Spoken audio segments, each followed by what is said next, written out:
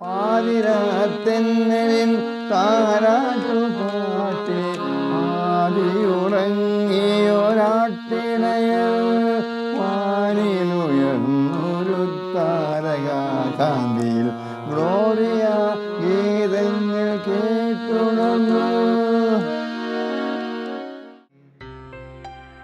ക്രിസ്തുവിൻ്റെ പ്രതിപുരുഷന്മാരാണ് ഓരോ വൈദികരും.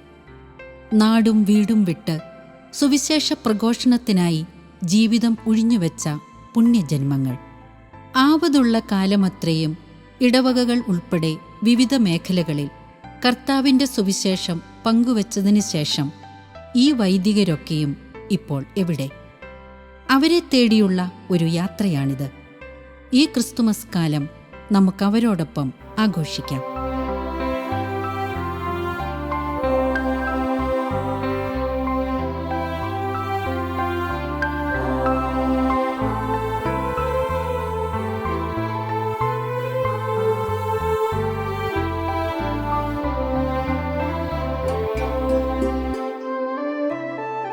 ഇത് മാനന്തവാടി രൂപതയിലെ വിയാനി ഹോം. 16ഓളം വൈദികർ പ്രാർത്ഥനയാൽ നിറഞ്ഞ് വിശ്രമജീവിതം നയിക്കുന്ന ഈ വൈദിക മന്ദിരത്തിൽ രൂപതയിലെ തന്നെ വിവിധ ഇടവകകളിൽ സ്തുത്യർഹമായ സേവനം കാഴ്ചവെച്ച് സേവനമാഹാത്മ്യത്താൽ ചരിത്രത്താളുകളിൽ ഇടം പിടിച്ചവരാണ് ഇവരെല്ലാം. ഞാൻ ജെയ്മോൻ ജോസഫ് കളമ്പുകാട്, മാനന്തവാടി രൂപതയിലെ വൈദികനാണ്. ഇപ്പോൾ മാനന്തവാടി രൂപതയിലെ വൈദികർ വിശ്രമജീവിതം നയിക്കുന്ന വിയാനി ഭവനിലെ ഡയറക്ടർ അച്ഛനായി സേവനം ചെയ്യുന്നു. ഇവിടെയുള്ള എല്ലാ വൈദികരും ഈ ക്രിസ്മസിനെ ഏറെ സന്തോഷത്തോടെ വരവേൽക്കുകയാണ്. റിട്ടയർമെന്റിന് ശേഷം വിയാനി ഹോമിലെത്തിയ വൈദികരിൽ മിക്കവരും മനസ്സുകൊണ്ട് ഇന്നും ചെറുപ്പമാണ്. തങ്ങൾ പുലർത്തിപ്പോന്ന വർദ്ധിച്ച വിശ്വാസ തീക്ഷ്ണതയോടൊപ്പം പ്രായത്തിനും തളർത്താനാവാത്ത പ്രവർത്തനങ്ങളാണ് വിയാനി ഹോമിലെ ഈ വൈദികരെ ഇന്നും കർമ്മോത്സുകരാക്കുന്നത്.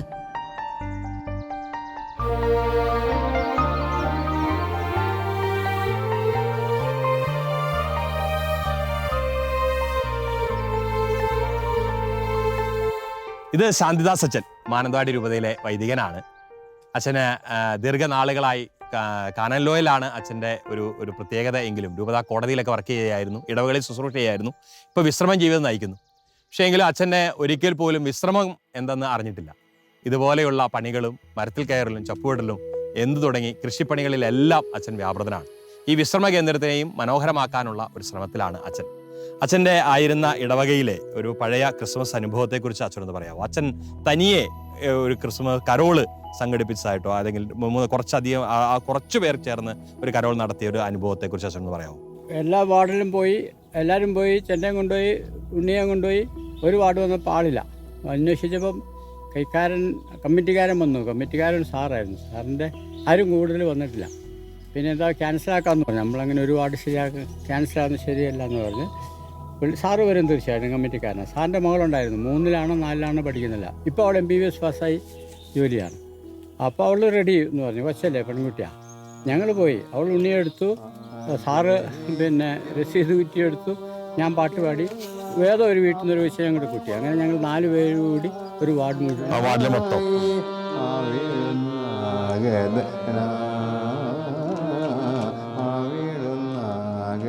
ഇപ്പോൾ നമ്മളോട് കൂടെയുള്ളത് ബഹുമാനപ്പെട്ട മാമ്പിള്ളി അച്ഛനാണ്. ജോർജ് മാമ്പിള്ളി അച്ഛൻ മാനന്തവാടി രൂപതയിലെ ഒരു സീനിയർ വൈദികനാണ്. 48 വർഷങ്ങൾ വിവിധ ഇടവകളിൽ ശുശ്രൂഷ ചെയ്ത് വിശ്രമ ജീവിതത്തിലേക്ക് പ്രവേശിച്ചിരിക്കുന്ന ഒരു വൈദികൻ.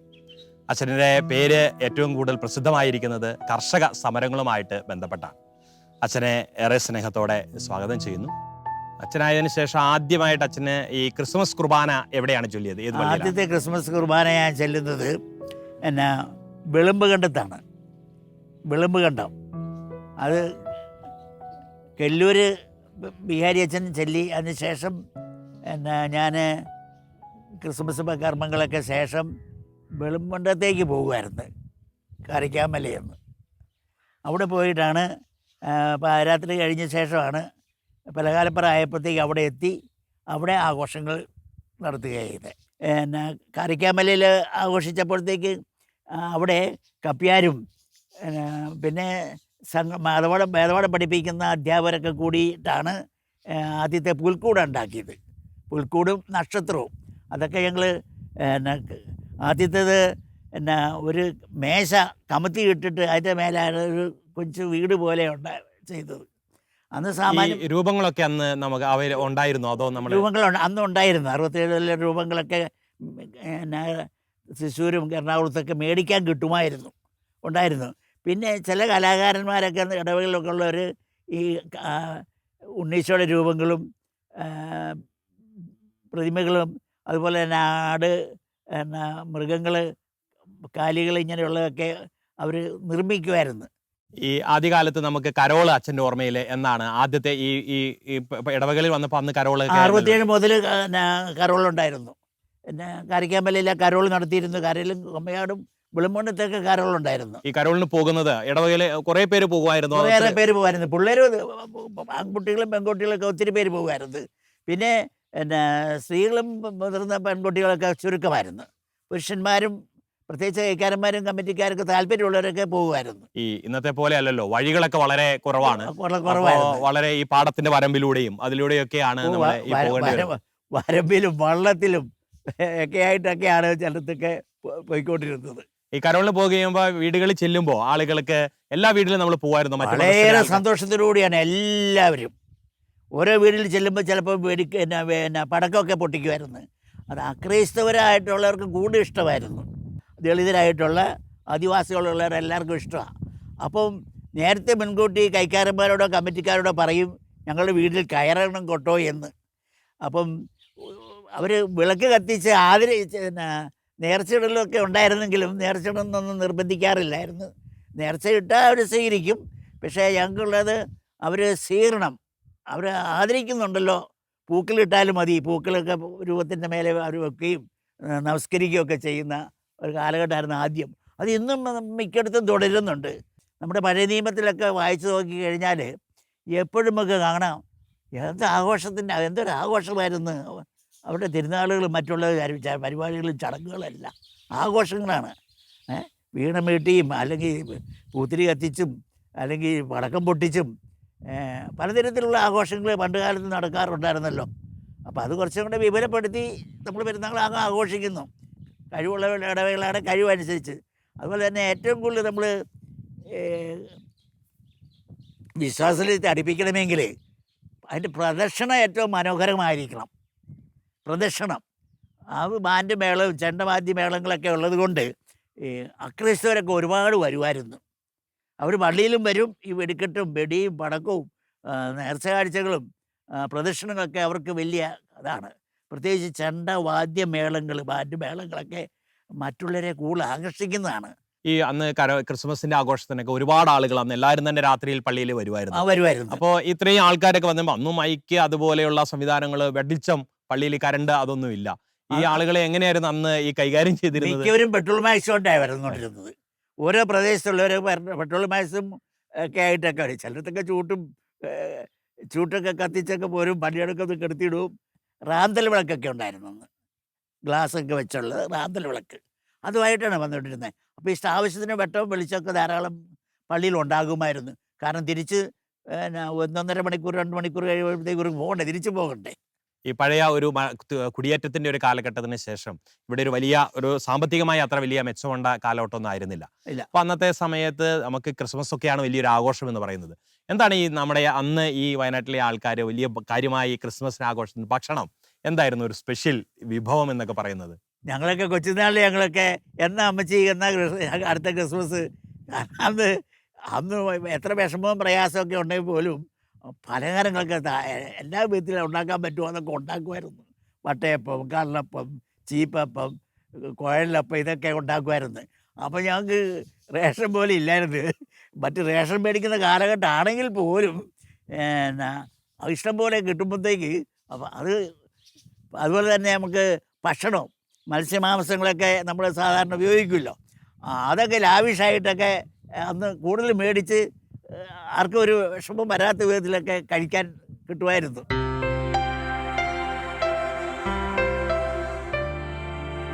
ആ ആവതുള്ള കാലത്ത് ഇവരുടെ സേവനങ്ങളുടെ പങ്കുപറ്റിയ ആരെങ്കിലുമൊക്കെ തങ്ങളെ തേടിയെത്തുമ്പോൾ ഈ അച്ഛന്മാരുടെ മുഖത്ത് വിരിയുന്ന പുഞ്ചിരിക്ക് പകരം വയ്ക്കുവാൻ മറ്റെന്താണുള്ളത്?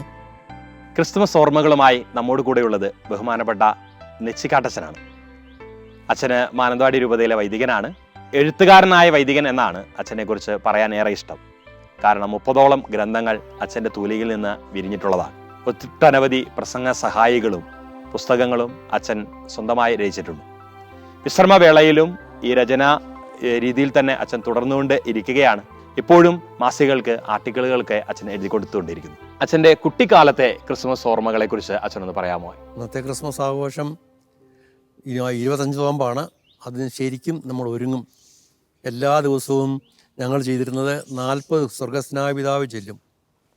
പ്രാർത്ഥന കഴിഞ്ഞിട്ട് എല്ലാവരും കൂടി ഇരുന്നിട്ട് കുടുംബാംഗങ്ങൾ ഒന്നിച്ചിരുന്ന് 40 സ്വർഗസ്നാപിതാവെ ചൊല്ലി 1000 സ്വർഗസ്നാപിതാവെ ഉണ്ണീശോയ്ക്ക് ഒരു പൂമാലയായിട്ട് കാഴ്ച കൊടുക്കുമായിരുന്നു. 31-ാം തീയതി ആരംഭിക്കും. എങ്കിലേ നമുക്ക് 24-ാം തീയതി ആകുമ്പോൾ 1000 സ്വർഗസ്നാപിതാവുള്ളല്ലോ. ഇത് പള്ളിയിലാണോ ചൊല്ലിക്കൊണ്ടിരുന്നത് അതോ വീടുകളിൽ? വീടുകളിൽ. പള്ളിയിലുള്ള പരിപാടികളൊന്നുമില്ല. പള്ളിയിലൊന്ന് അത് രാവിലെ എല്ലാവരും പള്ളിയിൽ പോവും, കുർബാന കണ്ട് കാഴ്ച വയ്ക്കും, തിരിച്ചു പോരും. പിന്നെ പോയിട്ട് അന്നത്തെ നോമ്പാണ്. ഇന്നത്തെ പോലെയല്ല. ഇറച്ചി, മീൻ, മുട്ട, പാല് ഇതൊന്നും ഞങ്ങൾ ഉപയോഗിച്ചിരുന്നില്ല. ഇറച്ചി മീനും വിലക്കാണ്. അത് വിലക്കാണ്. ഇറച്ചി കഴിച്ചാൽ പാപമാണ്, മീൻ കഴിച്ചാൽ അങ്ങനെ തന്നെയാണ്. അതുകൊണ്ട് ഇറച്ചി മീനും പാപത്തിന് കീഴിൽ, ചാവോഷത്തിന് കീഴിൽ വിലക്കിയിരുന്നു. അതാരും കഴിക്കുമായിരുന്നില്ല. ഞാനിപ്പോഴും ഓർക്കുന്നത് എൻ്റെ അമ്മ വീട് ആറ്റിയിടിക്കുകയാണ്. അവിടുന്ന് ഇഷ്ടംപോലെ മീൻ കിട്ടും. മീൻ പിടിച്ചാൽ അത് കിണറ്റി കൊണ്ട് ഇടുകയുള്ളൂ, തിന്നുകയില്ല. വലിയൊരു വാള കിട്ടിയപ്പോൾ ആ വാളയെ ഇവിടെ കോർത്ത് നൂല് കെട്ടിയിട്ട് കിണറ്റി കൊണ്ടിട്ടിരുന്നു 25 ദിവസവും. 25-ാം ദിവസം മാത്രമേ എടുക്കുകയുള്ളൂ. 25-ാം തീയതി ശരിക്കും വലിയൊരു സദ്യക്കുള്ള മീൻ ഉണ്ടാവുമായിരിക്കുമല്ലോ. അവർക്ക് എല്ലാവർക്കും, ഞങ്ങൾക്കല്ല, എൻ്റെ അമ്മ വീട്ടുകാർക്ക് ഉണ്ടായിരുന്നു. കാരണം അതിന് വീട്ടിൽ കൊണ്ടിടുകയേ ഉള്ളൂ, വേറെ ഒന്നും ചെയ്യില്ല. അപ്പോൾ അന്നത്തെ ആഘോഷങ്ങൾ ഇതുപോലെ കഠിനമായിരുന്നു. എൻ്റെ അപ്പനെ ഇറച്ചി, മീൻ, മുട്ട, പാല് ഒന്നും കഴിക്കില്ല. അതുപോലെ ബുധനാഴ്ചയും ശനിയാഴ്ചയും മറ്റ് പല ദിവസങ്ങളിലൊക്കെ ഒരു നേരം എടുക്കുമായിരുന്നു. ആ ഒരു നേരം കൂടി എടുത്തിട്ടാണ് മറ്റ് പണികളൊക്കെ നടത്തിയത്. അന്നത്തെ പോലെ ഒരു നേരക്കാർ വെറുതെ ഇരിക്കല്ല. അന്ന് രാവിലെ മുതൽ വൈകുന്നേരം വരെ കഠിനാധ്വാനം ചെയ്യുമായിരുന്നു. ആ കഠിനാധ്വാനത്തിൻ്റെ ബാക്കി ഭാഗമായിട്ടാണ് ഈ ഒരു നേരവും മറ്റുമെല്ലാം. ഏതായാലും അന്നത്തെ നോമ്പ് കഠിനമായിരുന്നു തന്നെ എനിക്ക് പറയാൻ സാധിക്കും. ഈ ക്രിസ്മസ് കരോളോ അതുപോലെയുള്ള ക്രിസ്മസ് കരോള് അന്ന് വാദ്യമേളങ്ങൾ സഹിതം അങ്ങനെ ആഘോഷമായിട്ടാണ് പൊയ്ക്കൊണ്ടിരുന്നത്. അത് മിക്കവാറും ഗതിയിൽ ക്രിസ്മസ് കഴിഞ്ഞിട്ടാണ്. അപ്പോൾ അതിനുള്ളൊരു പോരായിക എനിക്ക് തോന്നിയിട്ടുള്ളത് അന്ന് ഇങ്ങനെ പോരായി എന്ന് പറഞ്ഞാൽ അധികം പേര് പങ്കെടുക്കില്ല. കാരണം ക്രിസ്മസ് കഴിയുമ്പോൾ പിന്നെ എല്ലാവർക്കും തീറ്റ കൂടിയും ആഘോഷങ്ങൾ കൊണ്ട് കുറേ പേര് ഒഴിവാകുമായിരുന്നു. പോകുന്നത് വളരെ ഭംഗിയായിട്ടാണ്. രാത്രിയിൽ മാത്രമേ പോവുകയുള്ളൂ. വിളക്കുകൾ, പന്തങ്ങൾ അതൊക്കെ ആയിട്ട് പോകും. ഈ പുൽക്കൂട് നമുക്ക് പള്ളിയിൽ മാത്രം ഉണ്ടായിരുന്നുള്ളൂ. വീടുകളിൽ പുൽക്കൂട് ഉണ്ടാക്കുന്ന ഒരു പതിവ് ഉണ്ടായിരുന്നു. വീടുകളിൽ പുൽക്കൂട് ഉണ്ടാക്കും. ഞങ്ങളൊക്കെ ഓരോ പുൽക്കൂട് ഞങ്ങളുടെ വീട്ടിലൊക്കെ സ്വന്തമായിട്ട് ഓരോന്ന് ഒരുക്കി തയ്യാറാക്കി വെക്കും. ഞാൻ അച്ഛനായ 63-ലാണ്. 63-ൽ വൈദികനായപ്പോൾ അന്ന് അവിടെ കറണ്ടൊന്നുമില്ല. പെട്രോൾ മാക്സും മറ്റേ റാന്തല വിളക്കുകളൊക്കെ ഉണ്ടായിരുന്നുള്ളൂ. അത് ഉപയോഗിച്ചാണ് അന്ന് കൈകാര്യം ചെയ്തിരുന്നത്. ഞാൻ ചെയ്തിരുന്നത് ഒരു പ്രത്യേക രീതിയിലാണ്. എല്ലാ കുട്ടികളെ നേരത്തെ തന്നെ ഈ കരോൾ ഗാനങ്ങൾ പഠിപ്പിക്കും. എല്ലാവരെയും പള്ളി വരുന്ന സൺഡേ സ്കൂളിലുള്ളവരെ എല്ലാവരെയും പഠിപ്പിക്കും. അങ്ങനെ വരുന്നതുകൊണ്ട് 3, 4, 5, 8, 15 ദിവസം ആകുമ്പോഴത്തേക്കും പിള്ളേരൊക്കെ ഈ കരോൾ ഗാനങ്ങൾ തറവാക്കും. എന്നിട്ട് ചെയ്തുകൊണ്ടിരുന്നത് 24-ാം തീയതി വൈകുന്നേരം ഓരോ വീടുകളിൽ നിന്നും അവിടെ നിന്ന് കരോളിഞ്ഞ് ആരംഭിക്കുകയാണ്. അങ്ങനെ ആരംഭിച്ചിട്ട് അവർ പൊട്ടും പാട്ടും താളമൊക്കെ ആയിട്ട് വന്നിട്ട് പള്ളിയിലെ ഓരോ വാർഡ് തിരിച്ചാണ് അവർ പള്ളിയിലേക്ക് വരും. അപ്പോൾ 14, 15, 25, 24-ാം തീയതി രാത്രി ഒരു 11:30, 11:45 അവിടെ എത്തണമെന്നാണ് വ്യവസ്ഥ. അതുകൊണ്ട് അകലെയുള്ളവരും കൂടുതൽ വീടുള്ളവരും കൂടുതൽ നേരത്തെ തുടങ്ങും, അല്ലാത്തവർ താമസിച്ച് തുടങ്ങും. ഏതായാലും ഒരു 24-ാം തീയതി വൈകുന്നേരം ഒരു 11:30 ആകുമ്പോൾ എല്ലാവരും ഇവിടെ സമ്മേളിച്ചിരിക്കണം എന്നാണ് വ്യവസ്ഥ. പള്ളി വന്നു കഴിയുമ്പോൾ ഇന്ന് വെടിയും പടക്കവും എല്ലാം ഉണ്ട്. സമയം അറിയുന്നത്, അകലങ്ങളുള്ളത് അറിയുന്നത് വെടി മുഴക്കുമ്പോഴാണ്. നേരത്തെ ഒരൊറ്റ വെടി വെക്കുമ്പോൾ 1 മണി, 2 വെടി വെച്ചാൽ 2 മണി, 3 വെടി വെച്ചാൽ 3-ാം മണി. അപ്പോൾ 3-ാം മണി അങ്ങനെ മണി അടിച്ചാൽ കേൾക്കാത്ത സ്ഥലങ്ങളിൽ ഈ വെടിയുടെ ഒച്ചയാണ് ഉണ്ടാകുമായിരുന്നു. അതുകൊണ്ട് വെടി വെച്ചാൽ കേട്ട് അവർ വരുമായിരുന്നു. സമയമാകുമ്പോൾ വാച്ചും ടൈമൊന്നും ആർക്കും അധികം ഇല്ല, ടൈം പീസ് ഒന്നും ഉള്ള കാലമല്ലത്. പിന്നെ ഈ പള്ളിയിൽ നിന്ന് അറിയിക്കും, പള്ളി വിചാരിച്ച ഒരു വാച്ച് കാണും, അത് ഈ പോക്കറ്റ് വാച്ചാണ്, അല്ലാണ്ട് കയ്യിൽ കിട്ടുന്ന വാച്ചൊന്നും ഇല്ല. അത് പ്രചാരത്തിലായില്ല. അതുകൊണ്ട് പോക്കറ്റ് വാച്ചൊക്കെ നോക്കിയിട്ട് വിചാരിച്ച സമയമാകുമ്പോൾ ഇങ്ങനെ 1 മണി വെടി വെക്കും, 2-ാം മണി അടിക്കും, 3-ാം മണി അടിക്കുമ്പോൾ ഏതാണ്ട് സമയമായി. ആ അവസരത്തിൽ പള്ളി വരത്തക്കവണ്ണം അവരിങ്ങനെ ആഘോഷമായിട്ട് പള്ളി വരും. പള്ളി വന്നിട്ട് കുർബാനയ്ക്ക് കയറും. കുർബാന ആഘോഷമായ പാട്ട് കുർബാനയാണ്. ആ കുർബാന കഴിഞ്ഞാൽ ഉടനെ ഒരു കുർബാന കൂടെ ഉണ്ടാകും. 3 കുർബാനയെല്ലാം അന്ന് വൈദികർക്ക് അനുവാദമുണ്ട്. അതുകൊണ്ട് ആ കുർബാന കഴിഞ്ഞാൽ ഉടനെ ഒരു കുർബാന ഇവിടെ വീണ്ടും ചെല്ലും. ഈ ആത്മീയമായ ഒരുക്കം അന്ന് ചെറുപ്പത്തിൽ അച്ഛനിങ്ങനെ 40 സ്വർഗസ്നായൊക്കെ ചൊല്ലി ഒരുങ്ങിക്കൊണ്ടിരുന്നത് പോലെ തന്നെ ഈ ആളുകൾ ഈ ക്രിസ്മസിന് വേണ്ടി എങ്ങനെയാണ് അച്ഛനായി കഴിഞ്ഞതിന് ശേഷം അങ്ങനെ ഒരുക്കിക്കൊണ്ടിരുന്നത്? കുമ്പസാരം അങ്ങനത്തെ കാര്യങ്ങളൊക്കെ ക്രമീകരിച്ച് നിവൃത്തി അന്ന് പിള്ളേർക്ക് മത്സരമുണ്ട് പള്ളി വരാനായിട്ട്. എല്ലാ ദിവസവും പള്ളി വരുന്നവർക്ക്, പള്ളി സമയം വരുന്നവർക്ക് ഫുൾ A+ കൊടുക്കും. നേരെ മറിച്ച് ഇച്ചിരി താമസിച്ച് പോയവനും ആജിൽ കൊടുക്കും, എന്നാലും A+ കൊടുക്കുകയില്ല. അപ്പോൾ അങ്ങനെ എല്ലാ പിള്ളേരും മുതിർന്നവർ എല്ലാവരും വന്നു വരികയാണ്. കാരണം അവർക്ക് വേറെ പണികളൊക്കെ ഉണ്ടല്ലോ. ഇടവകയിൽപ്പെട്ട എല്ലാ പിള്ളേരും ഇന്ന് പള്ളി വരും. അവിടെയൊക്കെ ആചരി വെക്കും. ആ ആചരനുസരിച്ച് ഫുൾ A+ ഉള്ളവർക്ക് സമ്മാനം കൊടുക്കും. അതൊരാചാരമായിരുന്നു. അന്ന് ക്രിസ്മസ് കഴിഞ്ഞിട്ടും ഈ പൂക്കൾ ശേഖരണവും ഉണ്ണീശോയുടെ തിരുസ്വരവും അലങ്കരിക്കലും ഒക്കെ ഉണ്ടായിരുന്നു. അച്ഛനായ ശേഷം തുടർന്നു. എങ്കിലും അന്നത്തെ അച്ഛനായ ശേഷം ഞാനൊരു പ്രത്യേകിച്ച് നടപ്പിലാക്കിയത് ഇതാണ്. പ്രഭു തിരുനാളിന് മുമ്പായിട്ട് ഇങ്ങനെ ആഘോഷമായിട്ട് എല്ലാവരും കൂടി തിരുസ്വരൂപം വഹിച്ചുകൊണ്ട് അവിടെ വരിക. അവിടെ വന്നു കഴിയുമ്പോൾ ഒന്നിച്ച് കൂട്ടമായിട്ട് ആഘോഷമായിട്ട് കുർബാന ചെല്ലുന്നു.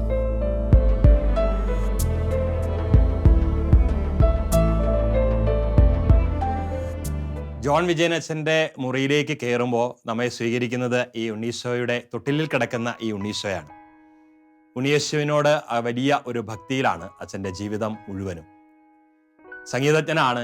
കർണാട്ടിക് സംഗീതത്തിൽ ഹാർമോണിയത്തിൽ വായിക്കുന്ന ഇന്ന് നിലവിലുള്ളവരിൽ വളരെ പ്രസിദ്ധനായ ഒരു വൈദികനാണ് ജോൺ വിജയൻ അച്ഛൻ. ക്രിസ്തീയ ഭക്തിഗാനങ്ങൾ ധാരാളം അച്ഛൻ രചിച്ചിട്ടുണ്ട്, സംഗീതം നൽകിയിട്ടുണ്ട്. അച്ഛന് ഒരു പഴയ കാല ഇരടികൾ നമുക്ക് വേണ്ടി വായിച്ച് തുടങ്ങും. പാതിരാത്തെന്നലിൽ താരാട്ടുപാട്ട് പാതി ഉറങ്ങിയൊരാട്ടിണയൻ വാനിലുയർന്നൊരു താരകാന്തിയിൽ ഗ്ലോറിയ ഗീതങ്ങൾ കേട്ടുണർന്നു. പാതിരാത്തെന്നലിൽ താരാട്ടുപാട്ട് പാതി ഉറങ്ങിയൊരാട്ടിണയൻ വാനിലുയർന്നൊരു താരകാന്തിയിൽ ഗ്ലോറിയ ഗീതങ്ങൾ കേട്ടുണർന്നു. ജോൺ വിജയൻ അച്ഛന് ഹാർമോണിയം വായിച്ചുകൊണ്ട് അല്ലെങ്കിൽ കീബോർഡ് വായിച്ചുകൊണ്ട് വിശുദ്ധ കുർബാനയിൽ അച്ഛൻ തന്നെ കുർബാന അർപ്പിച്ചുകൊണ്ടിരുന്ന ഒരു അച്ഛനാണ്. ചുങ്കക്കുന്നിലാണ് അച്ഛൻ ആദ്യമായിട്ട് കൊച്ചച്ഛനായിട്ട് ചെല്ലുന്നത്. അച്ഛൻ അവിടെ ക്രിസ്മസിന് അവിടെ ചെന്ന് രാത്രിയിൽ അച്ഛനാണോ അന്ന് പാട്ട് പാടിയത്? 80-ലാണിത്. 80-ല് അന്നാണ് അച്ഛനാണ് പാട്ടൊക്കെ പാടിയത്. പാട്ടൊക്കെ പാടി നമ്മളിരുന്നിടത്തുമ്പോഴാണല്ലോ പാട്ട് പാടുന്നത്. അച്ഛനായിരിക്കുമ്പോൾ അതിനടുത്ത് പിന്നെ ചെറുകാട്ടൂർ എല്ലാം ഒരു മാസം ദിവസമൊക്കെ ഉണ്ട്. ചെറുകാട്ടൂർ പോയിട്ടുണ്ടായിരുന്നു. അങ്ങനെ ചില സ്ഥലങ്ങളൊക്കെ. അച്ഛന് ഓർമ്മയിലുള്ള മറ്റൊരു ഏതെങ്കിലും ഒരു പാട്ടും കൂടെ അച്ഛൻ സ്വന്തമായി രചിച്ച ഒരു പാട്ട്, അച്ഛൻ രചിച്ച ഒരു പാട്ടും കൂടെ. ആഗ്രഹിക്കും അവർക്കെല്ലാം അപ്പമായി ആരമായി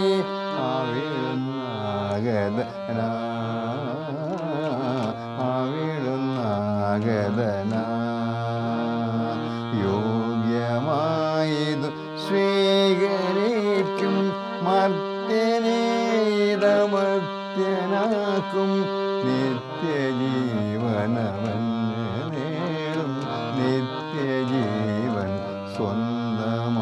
ആഗ്രഹിക്കുന്നവർക്കും ആഗ്രഹിക്കുന്നവർക്കെല്ലാം അപ്പമാനമായി അവിടുന്നാഗതന അവിടുന്നാഗതന.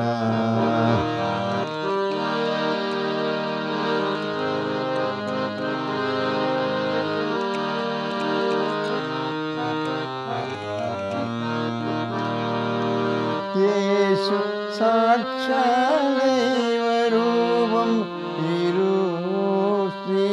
യേശുരൂപം യേശു സാക്ഷാദൈവരൂപം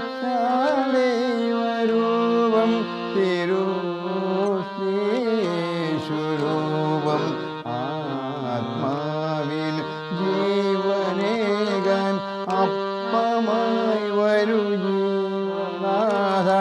ആത്മാവിൻ ജീവനേകാൻ അപ്പമായി വരൂ ജീവനാഥ.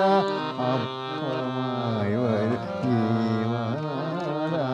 അപ്പമായി വരൂ ജീവനാഥ. അപ്പമായി വരൂ ജീവനാഥ. അച്ഛൻ ഒരു മാതാവിനെ കുറിച്ച് പാട്ട് പറഞ്ഞു. മാതാവിനെ കുറിച്ച് പാട്ടുണ്ട്. പ്രാണനാഥാനിൽ തിരുമുഖം കാണാൻ ദാഹം പൂണ്ടു ഞാൻ കേഴുന്നു. പ്രാണനാഥാനിൽ തിരുമുഖം കാണാൻ ദാഹം പൂണ്ടു ഞാൻ കേഴുന്നു. അനുദിനം നിന്നെ തിരയുന്നു നാഥ, എൻ സൗഭാഗ്യം നിൻ ദർശനം. അനുദിനം നിന്നെ തിരയുന്നു നാഥ, എൻ സൗഭാഗ്യം നിൻ ദർശനം. പ്രാണനാഥാനിൽ തിരുമുഖം കാണാൻ ദാഹം പൂണ്ടു ഞാൻ കേഴുന്നു. പ്രാർത്ഥനയാലും വിശ്വാസ തീക്ഷ്ണതയാലും ഇവർ പകർന്നു നൽകിയ പുണ്യമാതൃകകളാണ് ഇന്നും ഈ നാടിന്, ഈ സഭയ്ക്ക്, നമുക്കേവർക്കും ദീപ്തമായ വഴികളാവുന്നത്. ബഹുമാനപ്പെട്ട തോമസ് മണ്ണൂരച്ചൻ മാനന്തവാടി രൂപതയിലെ സീനിയർ ആയിട്ടുള്ള ഒരു വൈദികനാണ്. ഷിമോഗയിൽ നിന്നുള്ള ഒരു കുടിയിറക്കത്തിലേക്കാണ് അച്ഛൻ വൈദികനായി ആദ്യം ചെന്ന് കയറുന്നത്. അവിടെയുള്ള ഇറക്കപ്പെട്ട ആളുകളോട് കൂടെയായിരുന്നു അച്ഛൻ അവിടെ ആയിരുന്നത്. ചന്ദനക്കാമ്പാറയിലേക്ക് അവരെ മാറ്റിയപ്പോൾ അവരുടെ കൂടെ വന്നാണ് ആ ചന്ദനക്കാമ്പാറയിലെ കുടിയേറ്റത്തിൽ നിന്ന് ഇറക്കിവിട്ടവരെ പാർപ്പിച്ച ഇടത്താണ് അച്ഛൻ്റെ ആദ്യത്തെ ക്രിസ്തുമസ്. ആ ക്രിസ്തുമസ് അനുഭവങ്ങളിലേക്കാണ് അച്ഛൻ കടന്നു പോകുന്നത്. അച്ഛൻ്റെ ആദ്യത്തെ ക്രിസ്തുമസ് ചന്ദനക്കാമ്പാറയിൽ ഈ കുടിയിറക്കപ്പെട്ട ആളുകളോട് കൂടിയുള്ളതായിരുന്നു. ആ ആഘോഷത്തെക്കുറിച്ച് അച്ഛൻ ഒന്ന് പറയാമോ? ചന്ദനക്കാമ്പാറ ഞങ്ങൾ ചെല്ലുമ്പോൾ അവിടെ ഒരു 60 വീട്ടുകാരുണ്ട്, എല്ലാ മതക്കാരുമായിട്ട്. പക്ഷേ മലയുടെ മുകളിലായതുകൊണ്ട് സ്കൂളില്ലായിരുന്നു. ആ കൊല്ലം തന്നെ ഒരു LP സ്കൂൾ കിട്ടി. അപ്പോൾ ഞങ്ങളവിടെ ചെല്ലുമ്പം കാണുന്നത് ഭിത്തിയൊന്നുമില്ലാത്ത ഒരു കെട്ടിടമുണ്ട്. അത് കാട്ടുമരമാണ്. അതിൻ്റെ തൂണും കഴുക്കോലും ഉത്തരവും ഇല്ല. അതിനകത്ത് 5 ദിവസം ക്ലാസ് നടക്കും. അതിനകത്ത് കുർബാന ചെല്ലും ഞായറാഴ്ച. പിള്ളേരുടെ കാറ്റഗിസം നടക്കും. പിന്നെ ഞായറാഴ്ച മുഴുവൻ ആഘോഷം അവിടെയാണ്. പിള്ളേരൊന്നും രാവിലെ പള്ളി വന്നാൽ തിരിച്ചങ്ങനെ പോകുകയൊന്നുമില്ല. അവർക്കൊരു രസമാണ്. അങ്ങനെ അവിടെ ആ LP സ്കൂളും പള്ളിയായിട്ട് ഞങ്ങൾ തുടങ്ങി. ഷിമോഗായിൽ നിന്ന് വന്നത് ഞങ്ങൾ 250-ലധികം, കൃത്യം കണക്ക് അന്നുമില്ല ഇന്നുമില്ല, 250 വീട്ടുകാരുണ്ടായിരുന്നു. ഒരു വീടിന്, കുടുംബത്തിന് 2 ഏക്കർ സ്ഥലം എന്ന കണക്കിൽ 500 ഏക്കർ സ്ഥലം വാങ്ങി ഇവർക്ക് വിതരണം ചെയ്തു. വള്ളപ്പള്ളി പിതാവ് അതിനുള്ള പൈസ അന്ന് 2ാം വത്തിക്കാൻ കൗൺസിൽ നടക്കുന്ന കാലമാണ്. ഈ കൗൺസിലിനിടയ്ക്കാണ് പിതാവിന് ഈ വാർത്ത കിട്ടുന്നത് ഷിമോഗായി കുടിയിറക്കുണ്ടായത്. പിതാവ് പോയി, അന്ന് ആരാ, ഇപ്പോൾ 6-ാമനായിരിക്കില്ലേ, 66-ലാരാ. അപ്പോൾ പിതാവിനെ കണ്ടു പറഞ്ഞു. പിതാവ് ഒരു ഡൊണേഷനൊക്കെ കൊടുത്തെന്ന് പിതാവിൻ്റെ ആത്മകഥ പിതാവ് എഴുതിയിട്ടുണ്ട്. $10,000 അന്ന്. എത്രയാട്ടെ, അതുകൊണ്ടാണ് പിതാവ് വരുന്നത്. വന്ന് ഈ ചന്ദനക്കാമ്പാറ സ്ഥലം വാങ്ങി ഏക്കറിന് 500 രൂപ വില. അതിൽ ഈ 2 ഏക്കർ ഓരോ കുടുംബത്തിന് കൊടുത്തു. അങ്ങനെ ഞങ്ങൾ അവിടെ സെറ്റിലാകുന്നത്. ആദ്യത്തെ ഒരു ക്രിസ്മസ് കുർബാന ഒന്ന് ഓർക്കാമോ? ഓ, അതിനെന്നാ കുഴപ്പം. അന്നത്തെ കുർബാന നേര് പറഞ്ഞാൽ കത്തോലിക്കരുടെ ഇതല്ലായിരുന്നു. അതിൻ്റെ സ്ട്രിക്റ്റ് സെൻസ് എടുത്താൽ എല്ലാവരുടെയും കൂടെയാണ്. ഇത് സർവ്വലോകത്തിനുണ്ടാകാനിരിക്കുന്ന മഹാസന്തോഷ വാർത്ത നിങ്ങളെ ഞാൻ അറിയിക്കുന്നു എന്ന് പറഞ്ഞത്, ആ സന്തോഷം ഞങ്ങൾ ശരിക്കും അനുഭവിച്ചു. അവിടെ ക്രിസ്ത്യാനികളുണ്ട്, ഏതാനും ചുരുക്കം മുസ്ലിം കുടുംബങ്ങൾ. എന്നിട്ട് അവരൊക്കെ വരുമായിരുന്നു പ്രാർത്ഥനയ്ക്കും കുർബാനയ്ക്കൊക്കെ. അന്ന് അവിടെ പായസമൊക്കെ വെച്ച് കൂട്ടും കൂടി തിന്ന് കുടിച്ച്, എന്നതാ തിന്നാനും കുടിക്കാനും ഒന്നുമില്ല. അതൊരു നിർവൃതിദായകമായ അനുഭവമായിരുന്നു. അങ്ങനെ അവരോടുകൂടി 3 കൊല്ലം താമസിച്ചു. ഒന്നുമില്ലാത്തവരായിരുന്നു. ഈ അന്ന് അവരുടെ ഇടയ്ക്ക് കരോളിന് പോകുമോ? അങ്ങനത്തെ പരിപാടികളൊക്കെ കരോളിന് പോകുമായിരുന്നു. കരോളിന് പോയി ഇന്നിപ്പോൾ എങ്ങനെയാണ് നടക്കുന്നതെന്ന് അറിയത്തില്ല. അതിൻ്റെ ഊഷ്മളതയൊന്നും ഇന്നില്ല, അന്നുണ്ടായിരുന്നു. ഞങ്ങളെല്ലാവരും കൂടി കരോളിന് പോകുന്ന ഈ പറഞ്ഞ ഹൈന്ദവരായ ആൺകുട്ടികളും പെൺകുട്ടികളും നമ്മുടെ പിള്ളേരും സിസ്റ്റേഴ്സും അച്ഛന്മാർ വികാരിച്ചം പോകുന്നിരുന്നില്ല, ഞാൻ പോകുമായിരുന്നു. ഞങ്ങളങ്ങനെ കരോളിന് പോയി എല്ലാവരും തരുമോ എന്തെങ്കിലും. അതൊരു അനുഭവമായിരുന്നു. അച്ഛനെ അറിയപ്പെടുന്നത് കുറേ അധികം മറ്റ് ഇടവകൾ സ്ഥാപിച്ചൊക്കെയാണ്. ഇപ്പോൾ ഊട്ടി, ഈ കൊട്ടിയൂരിൻ്റെ മുകളിൽ നെല്ലിയോടി പള്ളി, ആ നെല്ലിയോടി ഞാൻ പറഞ്ഞിട്ട് പിതാവ് അനുവദിച്ചത് ഞാൻ ഫോം ചെയ്തതാണ്. രണ്ടാമത്തത് പുൽപ്പള്ളി ടൗണിലെ പള്ളി, അത് ഞാൻ മുൻകൈ എടുത്തതും പ്രപ്പോസ് ചെയ്തതുമാണ്. പിന്നെ ഇവിടെ ഇല്ല. മൂന്നാമത്തത് കുട്ടിപ്പള്ളി, ഊട്ടി. ഇത്രയും പള്ളികൾ ഞാൻ മുൻകൈ എടുത്ത് ഇല്ലാത്തത് ഉണ്ടാക്കിയിട്ടുണ്ട്. പുൽപ്പള്ളി തുടങ്ങുന്നത് വെറും 10 സെൻറ്റ് സ്ഥലത്തല്ല. പിന്നെ കുറേശ്ശെ മേടിച്ചു. ഇന്നിപ്പോൾ അവിടെ 1.25 ഏക്കർ സ്ഥലമുണ്ട്.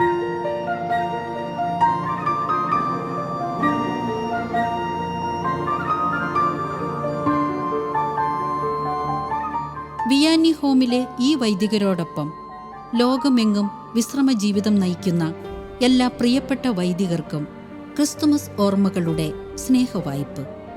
പഴയകാലത്തെ കുറവുകളിലും ബുദ്ധിമുട്ടുകളിലും പ്രയാസങ്ങളിലും ആളുകളുടെ ഇല്ലായ്മയിലുമെല്ലാം ക്രിസ്മസ് ആഘോഷിച്ച ആ സുന്ദര ദിനങ്ങൾ ഇന്ന് ഓർത്തുകൊണ്ട് നിങ്ങളോടൊപ്പം ഈ ക്രിസ്മസ് ആഘോഷിക്കുന്നു.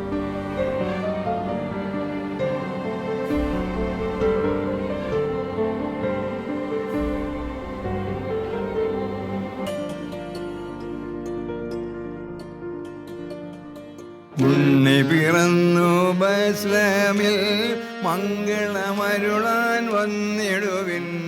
നിർമ്മലമോദമലിഞ്ഞൊഴുകും മംഗളഗാനം പാടിടുവിൻ. മംഗളഗാനം പാടിടുവിൻ. ഉണ്ണി പിറന്നു ബത്ലഹേമിൽ, മംഗളമരുളാൻ വന്നിടുവിൻ. നിർമ്മലമോദമലിഞ്ഞൊഴുകും മംഗളഗാനം പാടിടുവിൻ. മംഗളഗാനം പാടി